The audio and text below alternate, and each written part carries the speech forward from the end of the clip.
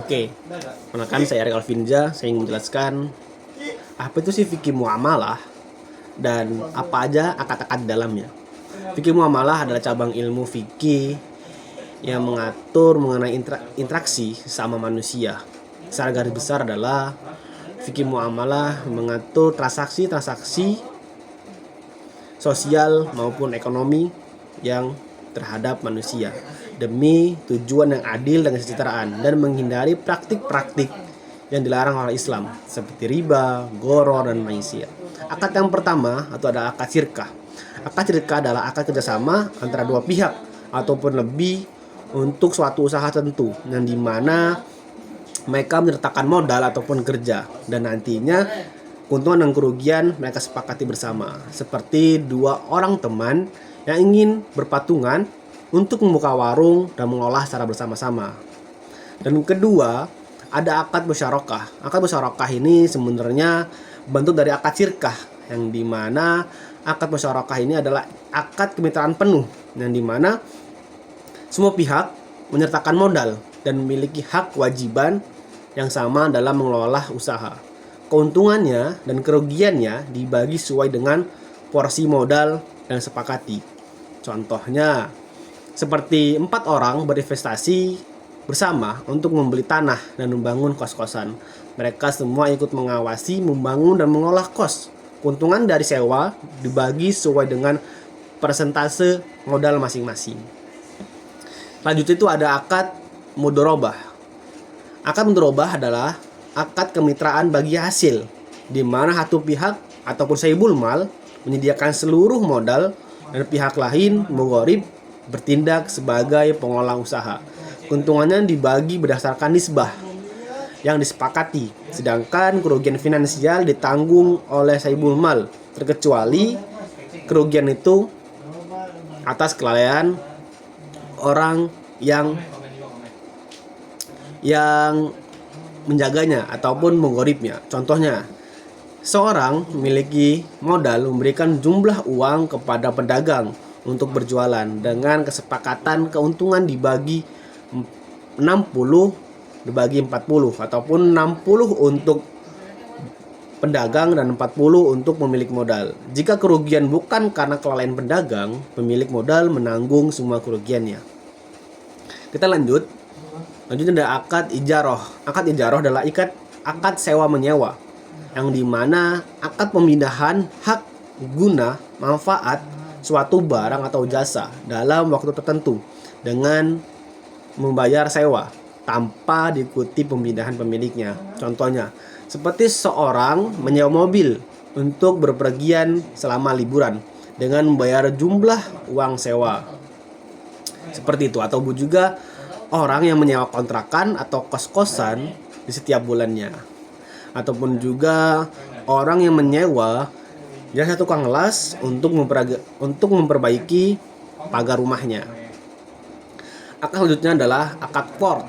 Akad qard adalah akad pinjaman tanpa imbalan. Akad pinjaman uang yang wajib dikembalikan pokoknya tanpa tambahan apapun.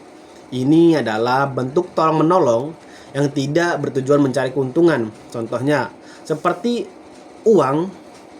minjamkan uang kepada teman atau keluarga untuk kebutuhan mendesak dan mengembalikan sejumlah uang yang sama tanpa adanya bunga.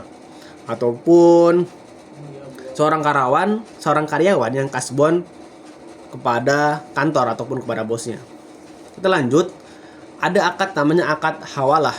Akad hawalah adalah akad pengembalian utang ataupun piutang.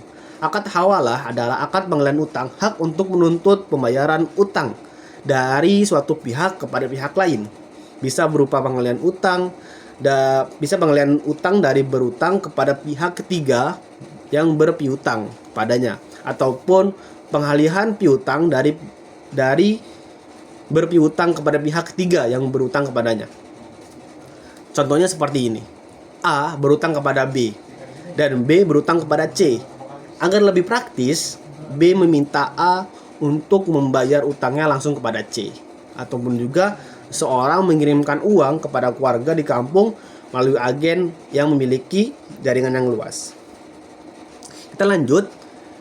Ada akad namanya akad rohon. Akad rohon ini ada seperti akad gadai.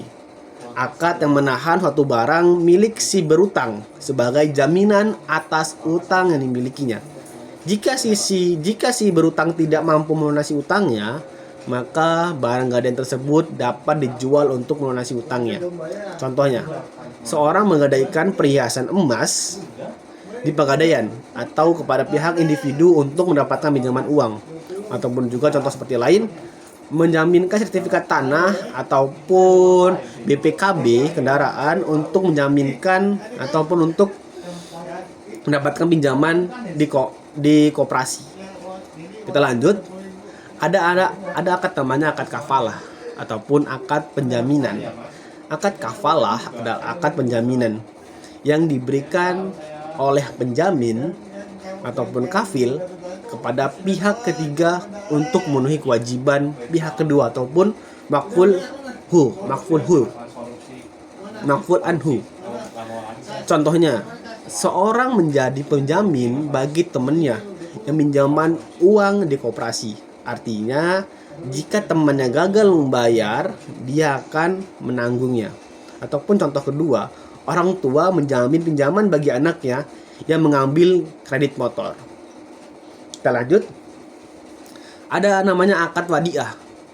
Akad wadiah adalah akad titipan, yang dimana akad titipan ini suatu barang dari pemilik kepada penerima titipan dan tujuannya untuk dipelihara. Penerima titipan bertanggung jawab atas keamanan barang tersebut. Seperti orang menitipkan kunci rumah pada tetangganya ataupun menitipkan motor kepada tempat parkir, yang dimana yang menerima titipan ini harus bertanggung jawab atas barang tersebut ataupun harus bertanggung jawab atas barang yang nantinya dia jaga.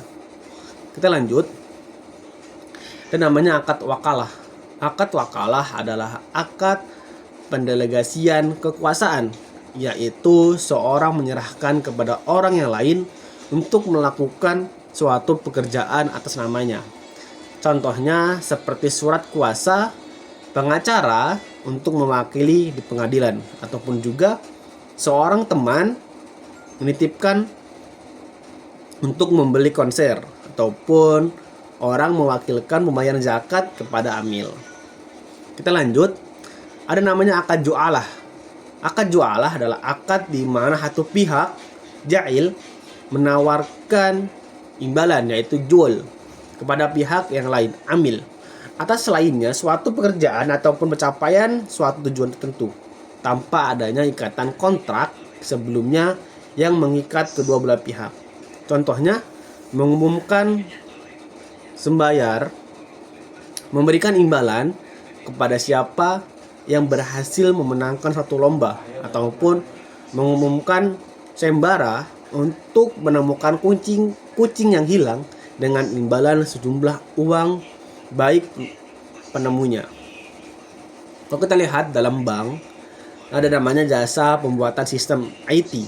Bank mungkin menawarkan jualah kepada vendor ataupun individu yang berhasil mengembangkan sistem IT tertentu sesuai dengan kinerja yang ditetapkan. Itulah tadi ada 11 akad yang ada di fikih muamalah. Yang pertama itu ada syirkah, yang kedua ada musyarakah, yang ketiga ada mudharabah, yang keempat ada ijarah, yang kelima ada qard, yang keenam ada hawalah, yang ketujuh ada rohan, kedelapan ada kafalah, kesembilan ada wadiah, kesepuluh ada wakalah, dan terakhir ada akad ju'alah. Itu semua adalah akad-akad yang diperbolehkan ataupun akad-akad di dalam fikih muamalah. Jadi kita bisa menggunakan akad-akad ini dalam kehidupan kita sehari-hari untuk menghindari namanya maghrib, maisir, riba, dan goror. Semoga bermanfaat. Terima kasih. Wassalamualaikum warahmatullahi wabarakatuh.